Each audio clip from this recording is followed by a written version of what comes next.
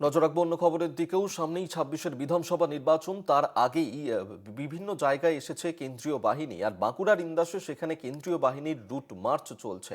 ভোটের মুখে এলাকায় এলাকায় টহল, সঙ্গে ছিলেন পুলিশ আধিকারিকরাও। নিরাপত্তা নিশ্চিত করতে টহল পুলিশ বাহিনীর।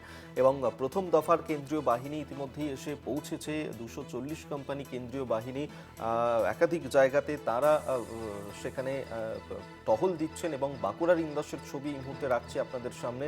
বাঁকুড়ার ইন্দাসে সেখানেও টহল দেয় কেন্দ্রীয় বাহিনীর, রুট মার্চও চালানো হয়।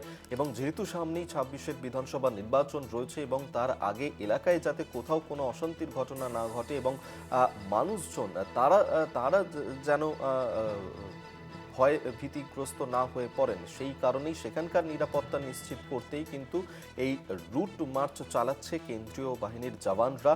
এবং তারাও কথাও বলেন সাধারণ মানুষজনের সঙ্গে, সেই ছবি এই মুহূর্তে রাখছি আপনাদের সঙ্গে। এবং এই যে রুট মার্চ চলছে এবং সেই রুট মার্চে চলাকালীন পুলিশ আধিকারিকরা তারাও সঙ্গে ছিলেন এবং সেখানকার মানুষের নিরাপত্তা নিশ্চিত করতেই এই টহল দেয়া হচ্ছে। এবং সেই ছবি এই মুহূর্তে সরাসরি দেখাচ্ছি আপনাদেরকে, যেখানে ইতিমধ্যেই রাজ্যে এসেছে প্রথম দফার কেন্দ্রীয় বাহিনী এবং বাঁকুড়ার ইন্দাসে সেখানেও চলল কেন্দ্রীয় বাহিনীর রুট মার্চ। আমরা এই নিয়ে আরও বিস্তারিত কথা বলবো। মফিজুল হুদা এই মুহূর্তে আমাদের সঙ্গে টেলিফোনে রয়েছেন প্রতিনিধি।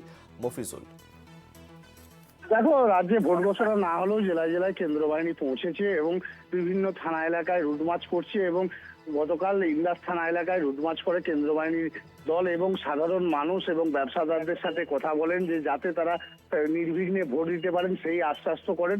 এবং এলাকার বিভিন্ন যে জায়গায় কেন্দ্র বাহিনীর রুট মার্চ চালায় এবং স্থানীয় পুলিশ প্রশাসনকে নিয়ে কেন্দ্র বাহিনীর এই রুট মার্চ চলে ইন্দাস বিধানসভার বিভিন্ন এলাকায়। মফিজুল, সেক্ষেত্রে সামনেই ২৬-এর বিধানসভা নির্বাচন রয়েছে, তার আগেই আমরা দেখতে পাচ্ছি প্রথম দফার এই কেন্দ্রীয় বাহিনী এসে পৌঁছেছে এবং একাধিক জায়গাতেই সেখানেই এই রুট মার্চ চালানো হচ্ছে। কেন্দ্রীয় বাহিনীর জওয়ানরা তারা সেখানকার সাধারণ মানুষজনের সঙ্গেও কথা বলেন, কি আশ্বাস দিলেন তারা?